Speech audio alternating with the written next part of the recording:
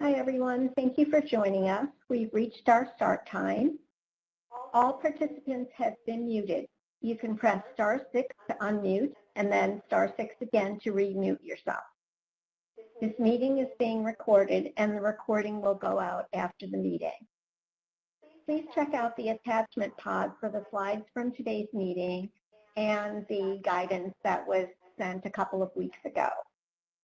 This presentation was made possible by the Preschool Development Grant Birth through 5 initiative from the Office of Child Care, Administration for Children and Families, U.S. Department of Health and Human Services, and the U.S. Department of Education.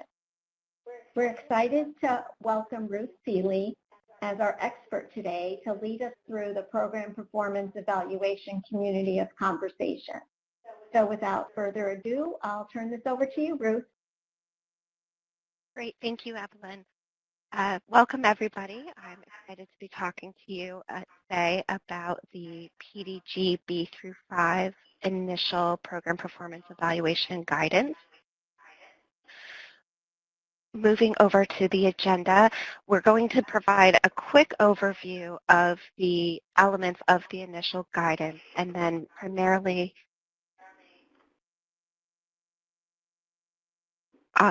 sorry, I'm getting some feedback. And then primarily want to use this time for an open forum to get your thoughts on PPE and answer any questions that you may have.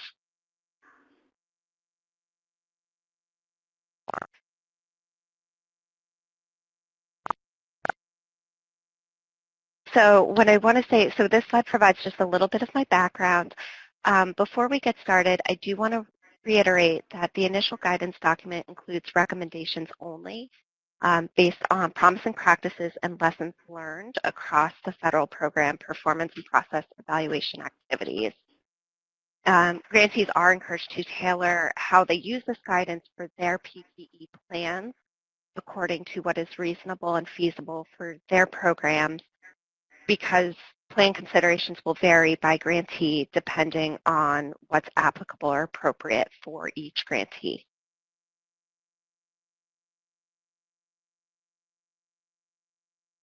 So PDG B-5 initial grantees are required to develop program performance evaluation plans that detail how they will monitor progress toward their goals and objectives and use that resulting information to inform continuous quality improvement. So what is PPE? PPE is the ongoing self-examination of mixed delivery system, or MDS, accomplishments, particularly toward pre-established goals found in the strategic plan. PPE allows grantees to self-assess how they are carrying out the PDG B-5 grant and should result in an analysis that grantees can use to improve PDG B-5 grant implementation and results continuously.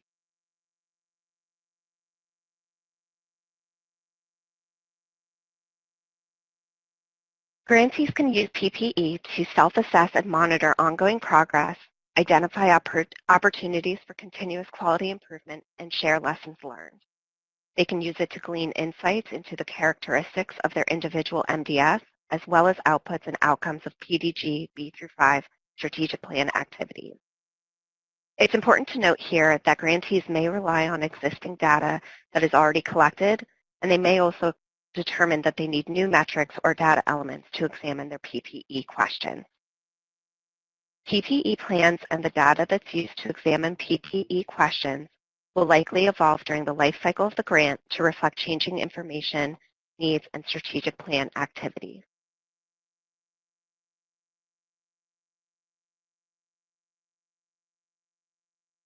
So strategic planning and PPE go hand in hand. And the figure on this slide provides an overview of where PPE planning may fall within the timing of other PDG B-5 activities. And as you'll see on this slide, the needs assessment does feed into the strategic plan. And while strategic plans are certainly broader than the needs assessments, those findings do feed into strategic planning and the rest of the planning process, including logic model design and the PPE plan. So going into the PPE planning process, grantees who did not finalize the logic model with their strategic plan can create one before creating their PPE plan or refine an existing logic model to make sure that the PPE plan clearly connects to the goals, objectives, activities, and intended outputs and outcomes of their strategic plan. It is important to note that strategic plans, logic models, and PPE plans may change throughout the duration of the grant cycle based on how grantees' MDS and grant programs mature and evolve. And to that end, PPE findings and PDG B-5 needs assessment results should feed back into strategic plans for continuous refinement.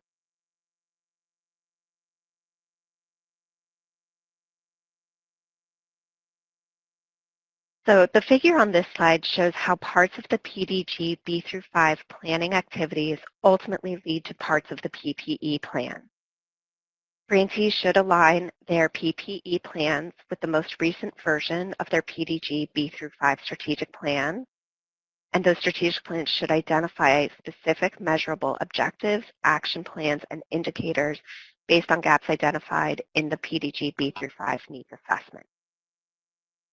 As we've kind of already talked about, logic models may help grantees articulate the parameters and expectations of their specific PDG B-5 grant activities and can inform precise communications about leveraging PPE to inform continuous quality improvement. Alignment across initial PDG B-5 grant activities ensures that PPE plans are cohesive and contribute to grantees' overall vision, goals, and objectives.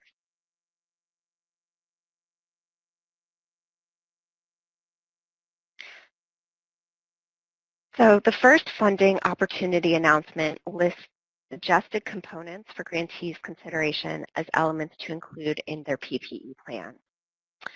These suggestions included, among other things, taking into account the metrics necessary to examine proposed process, cost, and program implementation reporting, and identifying an appropriate methodological approach, including metrics of progress to inform continuous learning and improvement efforts. The following slide gets to the meat of why we're here today and breaks down the recommended outline for creating a PPE plan that addresses the department's suggestions for a comprehensive PPE plan. These are recommendations based on federal program and performance evaluation best practices, but again, we recognize that plan considerations will vary by grantee depending on whether considerations are applicable or appropriate. Grantees are encouraged to use the outline pieces that will work for their program.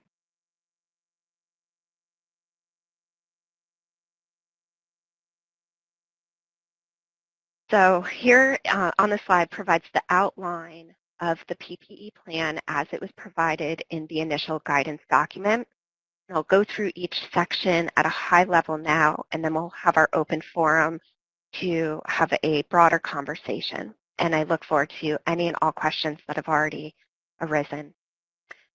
So the introduction to the PPE plan should explain the purpose of the plan. For example, an introduction might include that the PPE plan details the methods and strategies the grantee will use to monitor progress for their goals and objectives and use the resulting information to inform continuous quality improvement. It might also describe the aims and questions that grantees intend to answer via their PPE. In the overview, the grantees should explain what they hope to achieve via their PPE and the processes they will use to conduct it. The overview should include an overarching statement of the insights or lessons the grantee wants to gain, as well as any milestones for PPE implementation. This is the section where grantees can describe the inputs, key processes, and expected outcomes of their funded activities as they will be examined via the program performance evaluation. The timeline indicated in the PPE plan should account for the full and continuous life cycle of PPE planning and implementation. This includes planning, PPE staff recruitment and training, and data collection, analysis, and reporting. It should also account for any protocols or processes that you might need to collect existing administrative data, as well as any new data if that's applicable. So for example, if data use agreements or institutional review board approvals are going to be required for a grantee's individualized PPE, it should be accounted for in the timeline. Timelines and the actions within them, as prescribed by the Ppe Plan, will be unique to each grantee and will depend on what each grantee needs to conduct an organized and valuable program performance evaluation that will provide the analysis needed to identify those opportunities, again, for continuous quality improvement. The PPE resources section refers to the key personnel and partners responsible for implementing PPE, as well as the budget that's dedicated to it.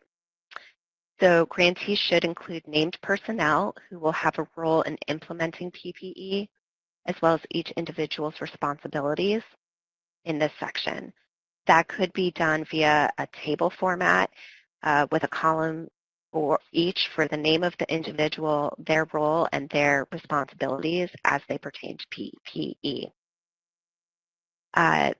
This will also include those responsible, so this will include those responsible for directing PPE implementation, those responsible for collecting and analyzing data, those responsible for creating a report or summary of PPE findings, and those responsible for sharing and applying PPE findings.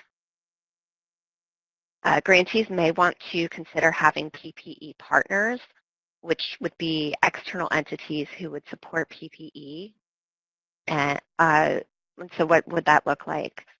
Partners, such as those identified as collaborators in the strategic plan, as well as others, may have data that they can provide to support PPE and or have personnel that they can lend to support analysis and reporting. The final part of the PPE resources is the budget, and that should include things like labor hours, data analysis software costs, and any in-kind or partner resources who contribute to PPE activities. The budget needs to provide enough detail to adequately justify costs associated with PPE, but what that level of detail looks like is up to the grantee. Grantees should identify and prioritize their goals and objectives in the next section in alignment with their vision statement. They should also use this section to determine the PPE questions that they intend to answer and determine the indicators that they intend to use to demonstrate progress in the PPE design selection. They can include in this section their hypotheses for how indicators will demonstrate or answer PPE questions, which will help focus PPE examination. The data sources section should describe any existing administrative data elements or sources grantees plan to use in their PPE, along with any linkages they have. It should also describe any new data collection planned, such as the types of new data the grantee plans to collect, where that data will come from, and how it will be collected. This section should also account for any protocols or processes that are needed to collect existing administrative data or new data where applicable. Grantees should describe their planned approach for analyzing existing and new data in the data analysis section. So this would include any specific statistical methods, i.e. models, formulas, or techniques that grantees plan to use in their analysis. And grantees can also use this section to describe any data analysis software they plan to use. And here they can also explain the need for any data analysis software. The data privacy and security section is where grantees should document whether personally identifiable information will be collected, and if so, one, who will have access to it, and two, how it will be secured against unauthorized access. In this section, grantees should also include considerations for their protocol if they receive PII unintentionally and how they would handle such a spill.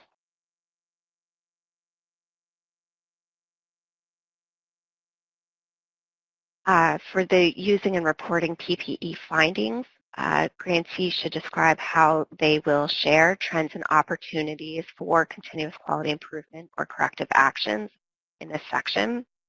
That would include what kind of reporting they will provide, i.e. formal or informal, as well as the frequency and who would receive any of their reporting.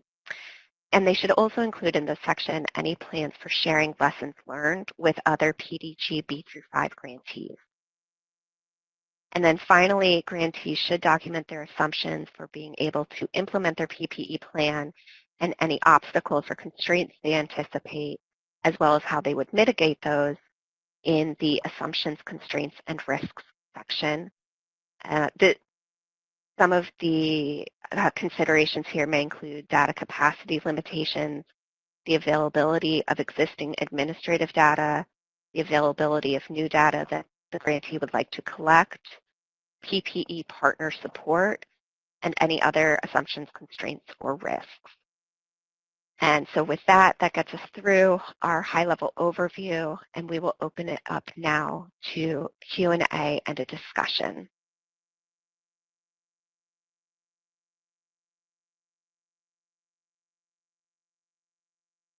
Hi, Ruth. There are 2 questions, one from Jim and one from Wendy in the chat box, either for you or Richard. Great. All right, this is Richard. I'll take Jim's question. The question reads, for those states that have already received PDG Birth to 5 awards, that's everybody on the call, hopefully, and are currently working through activities 1 to 5, does a new PPE need to be created? For example, if a PPE was included in an initial grant proposal, does it need to be redone and submitted? So the answer is probably conditional on each state's situation. So if it was submitted with your original award, it still needs to be submitted again because we're going to be looking at it in light of the work being done. So at the time that you wrote the PPE, if you wrote it at the time of your application, clearly things could be changing over the course of the year. And so at the very least, we would recommend that you look at it, see what additional edits might need to be made, and you would then be able to submit it for acceptance by the department. In the actual funding announcement, there was a statement that said, once chosen, grantees will have the opportunity to revise and finalize their program performance evaluation plan with the support of designated TA provider, which is what this call is about and what your TA specialist is there to assist you with. And the idea was that this could be evaluated or revised anytime during the course of the performance of the first year of funding. So the idea here is that if you look at your PPE, if you feel it addresses everything it needs to address, and it doesn't need to be and it doesn't require any changes, you can resubmit it. You'll get some directions for when to do so, and we will look at it as we're doing with the needs assessment and strategic plan, and then we will give you feedback if we think there are core elements that are missing. But to the one question, regardless of whether it was submitted in as part of your grant proposal, it would need to be submitted again.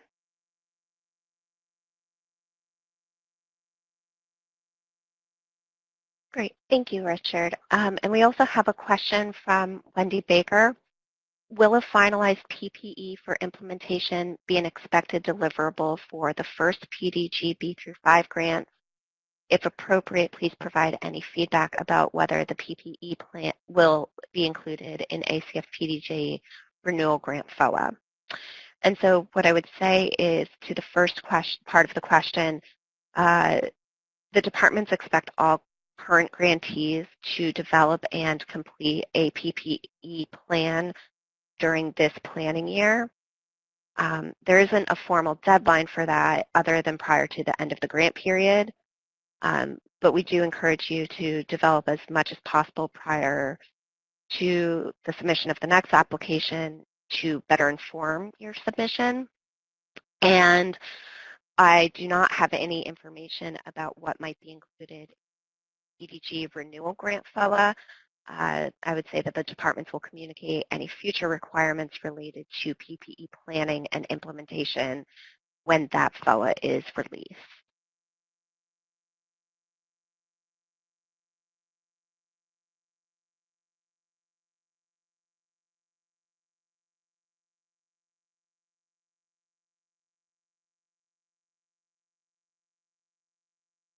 Hi. Do we have any other questions? And I think, Evelyn, you said it's *6 to unmute. But if there are any other questions, I am here and happy to answer them.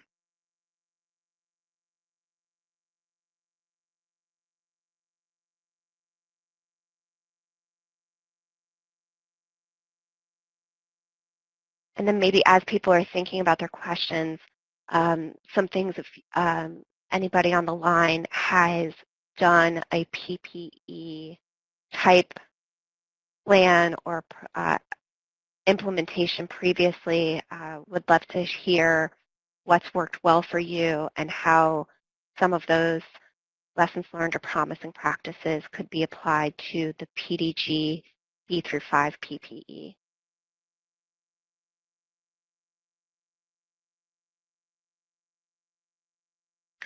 And so Kate is asking, when and to whom do we deliver the PPE, whether the one we proposed or revised, the PPE plan? And so I know that you are able to work with the technical assistance team to refine them. And then I believe, and Richard, correct me if I'm wrong, that those would be shared with the departments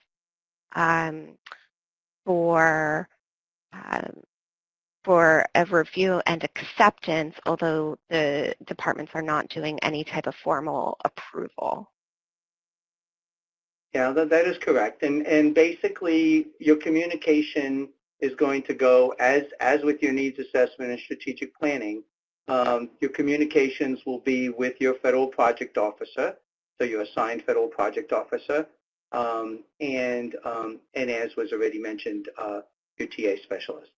So they will, if you know who your regional office point person is, who's part of the team, you'd send it to them also. Otherwise, we will do so. And the team of those 3 people will review what you submit and against the guidance and against what's in the language in the funding announcement. And then we would give feedback if any is necessary.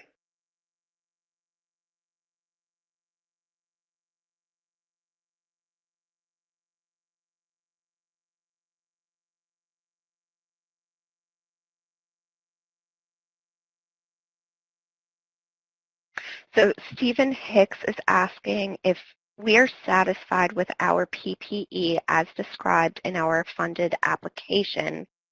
Is there any action that we need to take? Nope. You just submit it. You would submit it to your federal project officer and your TA specialist for consideration.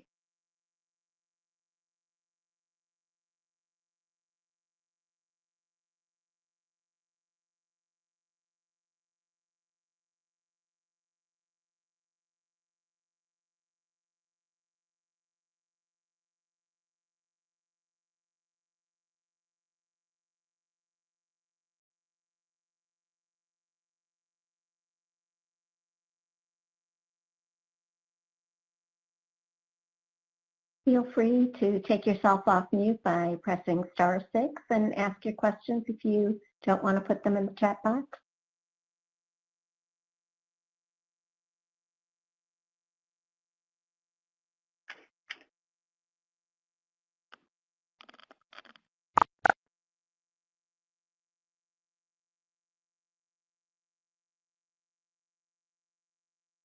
Ruth, we have a new question from Linda Warren. Yes. So Linda asks, what do you mean for consideration? We have been implementing this plan for 6 months. Sure. Okay. Thanks. Bad word.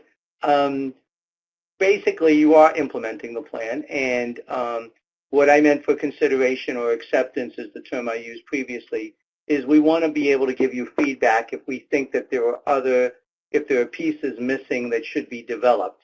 The original intent of the PPE was to help guide your first year, but it was also with the idea that it would help frame and prepare you for the next application you submit, so that when you submit the application, basically what we envision the PPE plan to be, the Program Performance Evaluation Plan to be, was this idea that you would be ready to hit the ground running if you're funded in the next round, and if you're not funded in the next round, you would have something that could be useful for any additional funding you received. So some states were not necessarily expected to implement in the first year unless they were ready to do so, and they could use the first year for development. So if you're already implementing the plan, if it was already developed and ready to go, then you're ahead of the game. And what we will be doing is giving feedback to you if we think that there are elements of the plan that are missing or could be developed further.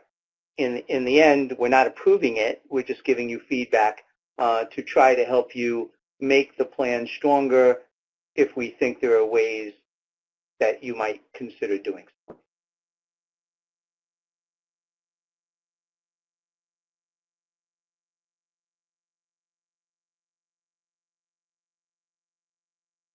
So let me ask a question to the group while we're waiting for another question. And you could hit *6 to come off to answer.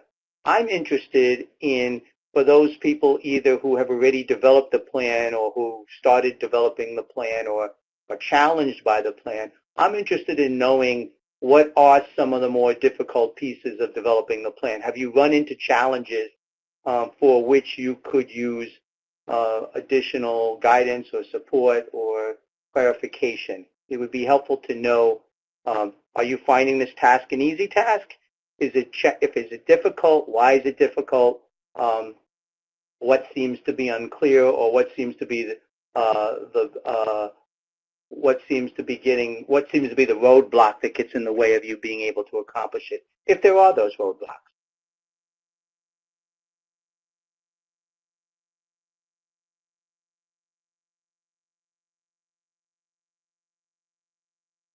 So I know that we have a question from Heather Rouse, and I apologize if I mispronounced your last name. I do want to give folks a couple of minutes to react to Richard's question, and then I'll make sure we answer you.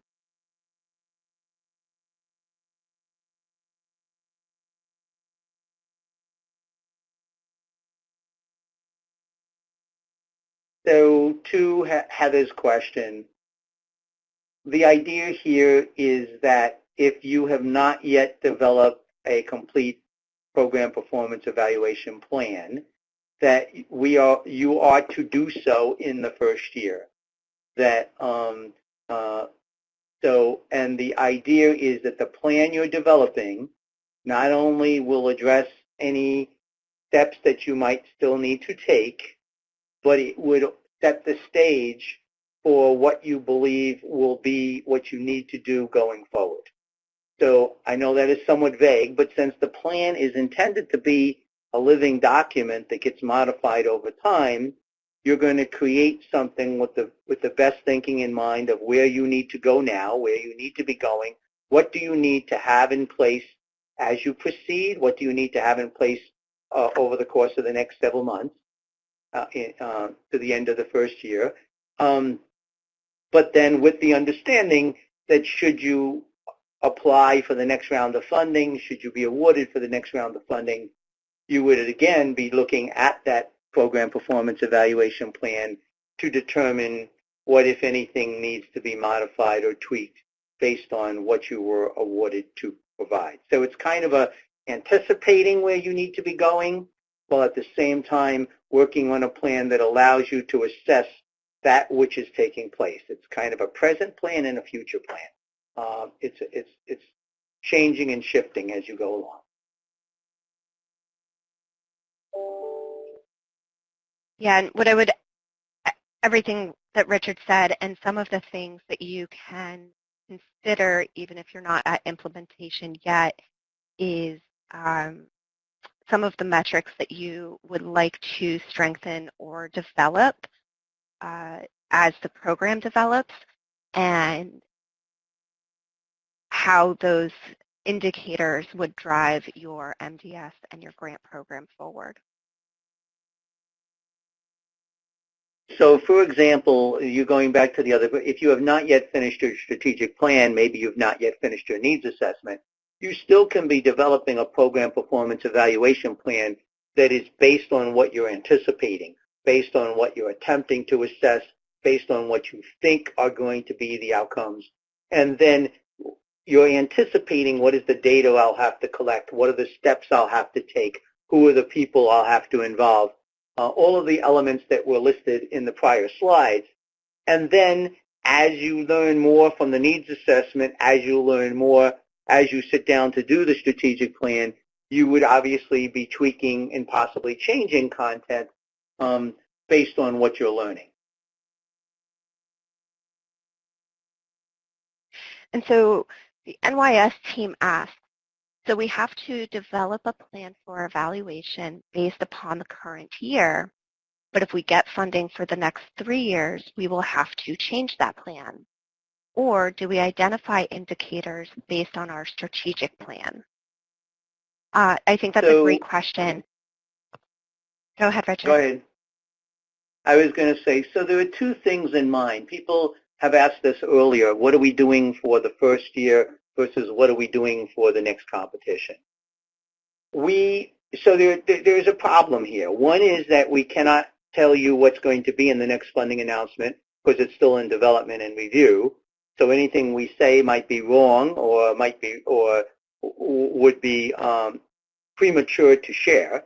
And so everything we're doing today is to kind of inform the initial grant that you have now.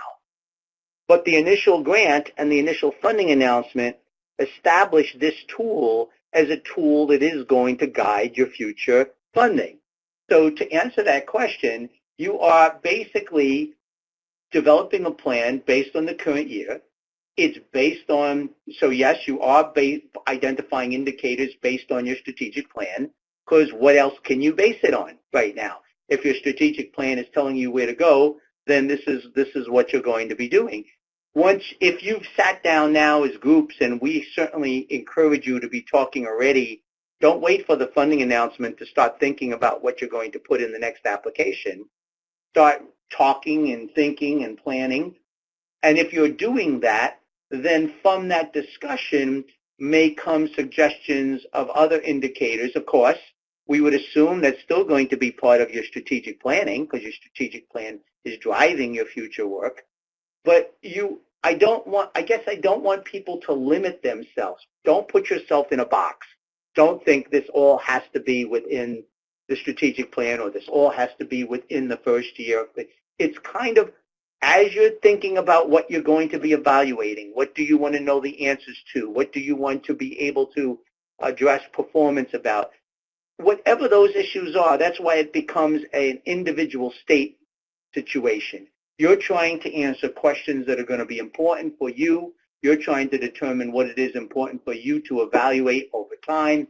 And can that change? Yes, it can. But for now, you only have the work that you're doing in this initial year to kind of guide you.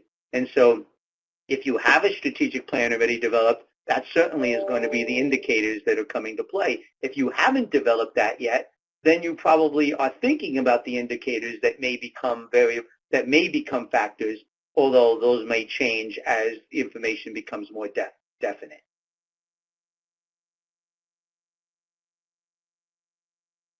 Yep. So Then the question California. from California. Okay, go ahead. I'm sorry. It's okay, Richard. Go ahead. The question from California says the Ppe plan is due at the end of the first grant year. However, the application for the second round is due prior to this. Seems that it would be a disservice to the application if you don't already have the Ppe completed. That is why, that is not a bad statement. That is why we put into the first funding announcement the idea that you should develop a Ppe to set the stages for your future work. If you don't have a Ppe, although the technical requirement is that you must have a Ppe developed by the end of the first year.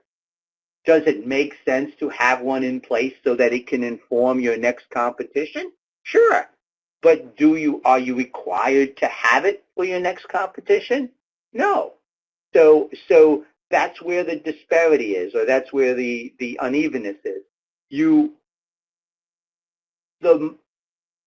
Some people, I forgot who it was already, but someone said mine was already done. It was submitted with my application the first time. Well, that's great. And some of you are in the process of developing it. The difference here is only, do you have to have it by the application time? No, that wasn't a requirement in the first grant. And all we can hold you to is what's required in the first grant.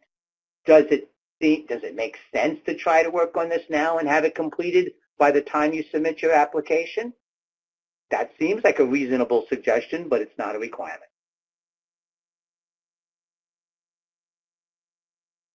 And then, Richard, I think this is a question for you. Kate Gallagher is asking, are you using the term implementation to refer to the strategic plan or to the implementation of the PDG grant? We have been implementing our PPE for our PDG grant, but not for the strategic plan goals, as our strategic plan is not in place. Are you referring to the strategic plan as the tool? Okay, so no, I'm not. So, but again, this gets muddy, right?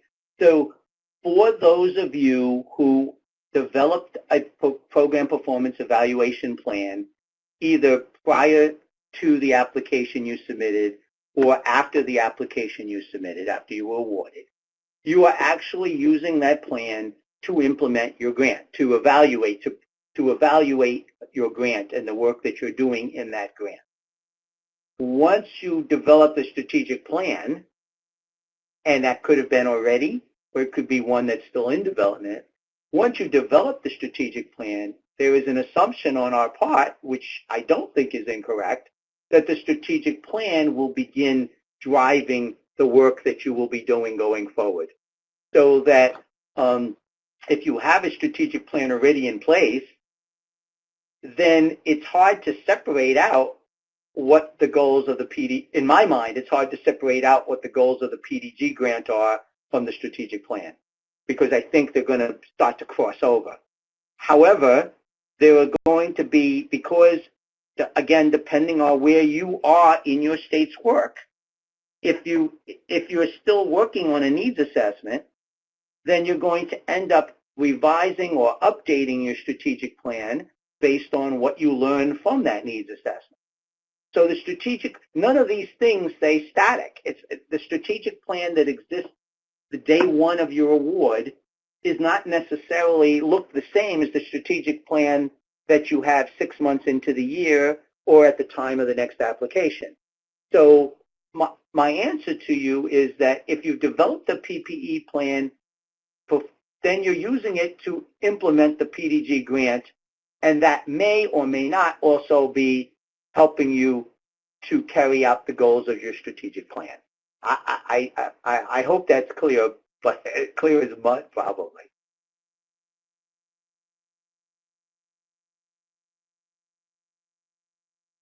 Okay, to Richard's question, our intention is to have, so this is Wendy Baker. Richard's question, our intention is to have available preliminary information that will allow definition of elements in the administrative data requirement, but the full scope is challenging.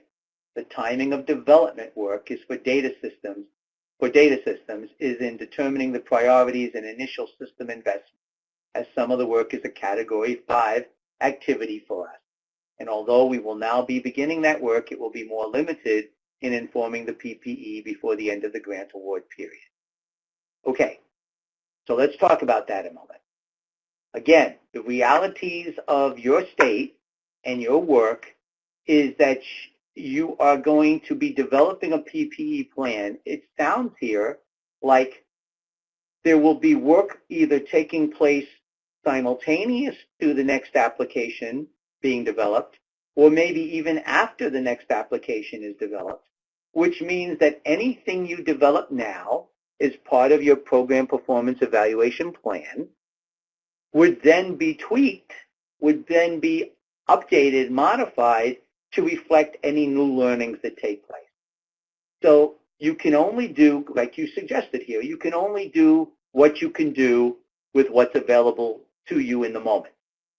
So you're going to do the best you can by identifying, definition of the elements of your administrative data. You're going to maybe guess some data elements that might be useful. And then as you move forward to carry out the work in activity in Category 5, you are going to find maybe other information that either will confirm or contradict what you thought was going to be originally the data elements you were going to collect. At that point in time, you would make a modification to your PPE plan that would carry you through the future time and grant if you're awarded or even if you're not awarded. I think the PPE plan is valuable to any state regardless of whether you get awarded or not because there's other work you're doing within the state. So I think that, again, to the issue, that is absolutely a real challenge. And what I would ask you is, I don't know, Wendy Baker, I don't know what state you're with, but I would ask you if you're not already talking to your federal project officer about the Category 5 activities and how you can possibly release some of that funding or access some of that funding, you probably want to do so. And they may be able to assist you in thinking about if there is anything that can be done to move that up more quickly.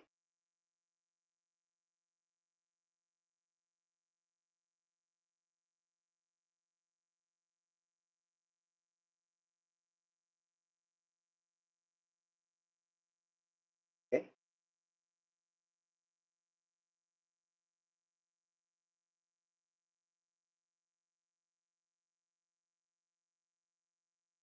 So why don't we give it one more, we'll give it another couple of minutes to see if there are any last questions. We don't need to keep people on for no reason.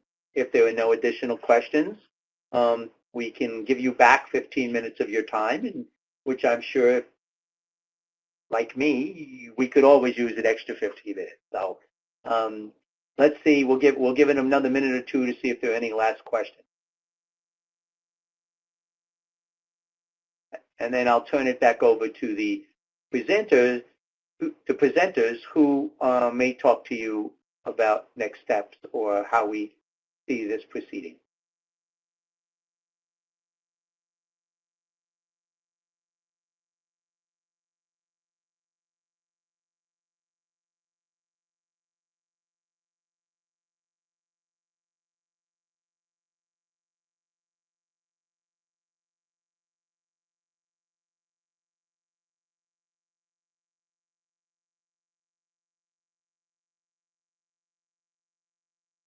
So the question in from Aaron is, I know logic models are recommended and can prove quite helpful. Are they required? Interesting question. I would say they are required because they were part of what was supposed to be in the original application. Now, whether you submitted it or not and whether you got points off for what you submitted, I don't know. But their logic models are the pieces that will help drive the work that you're doing. They are recommended. I cannot tell you whether they will be, if they will crop up again in the next funding announcement. So I can't tell you, I don't know yet whether it will be a required element in the next funding announcement. But related to this work, we believe it helps guide the work and it helps answer questions that you have from the beginning. Anybody else on the team want to answer that differently? Please add to what I just said. I agree with everything you just said, Richard, and I would add that they help articulate the parameters and expectations of your specific grant activities, so they can help inform exactly how to leverage your PPE to, as we've talked about, it's a continuous process, to leverage PPE so it's feeding back into your strategic plan as part of that continuous quality improvement process. If the question is, do you have to submit your logic model with the PPE plan that you submit, the required. Great question. We'll take it under advisement with each state. We'll look at why you didn't submit it, and we'll consider why you didn't submit it. Why don't you think you need it? And if you want to make a case for why it's not necessary, we would consider that.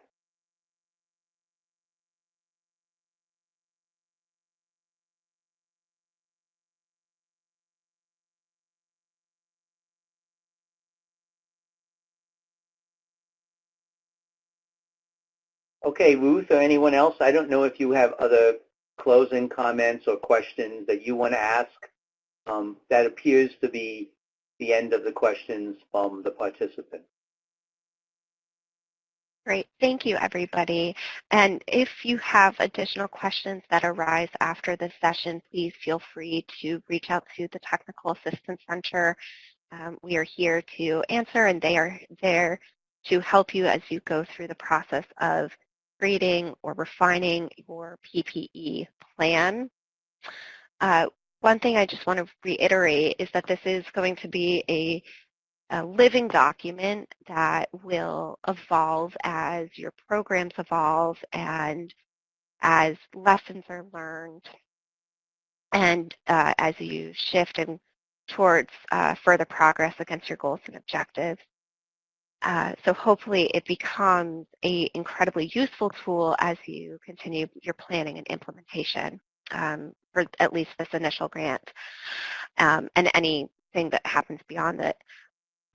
In terms of next steps, we are going to be issuing a secondary guidance that will provide a little bit more information and some considerations for your PPE plan so that you are able to submit a cohesive, well thought through plan that will provide meaningful PPE in the implementation phase.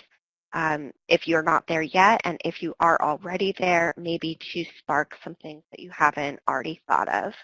And so you can look for that guidance to be coming out in, the next few weeks or so. Our hope is to get it out to you we will get it out to you as quickly as possible. And so if there are specific questions that you have that you would like to see answered in that guidance, of course, we're open to that feedback as well. So I have one other thing I wanted to say. One other thing I wanted to say in closing that you just reminded me of in your statement. Folks, this document, you're not creating it for us. You're not creating it for the department. You're creating it for you. It's supposed to be a tool that's useful to you.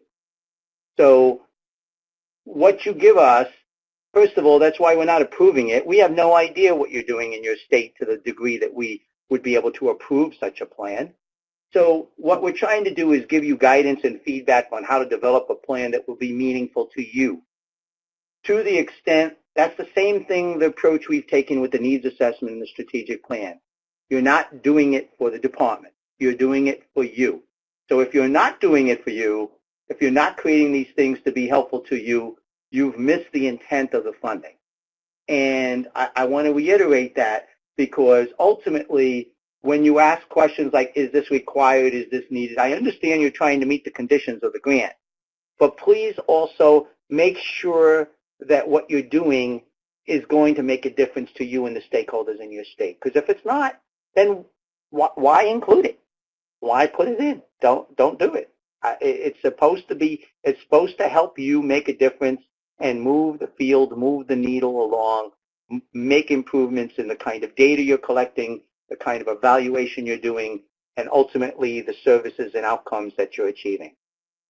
So maybe that can be our closing comment because ultimately I really don't want people to feel that you're doing this for us. You're doing it for you.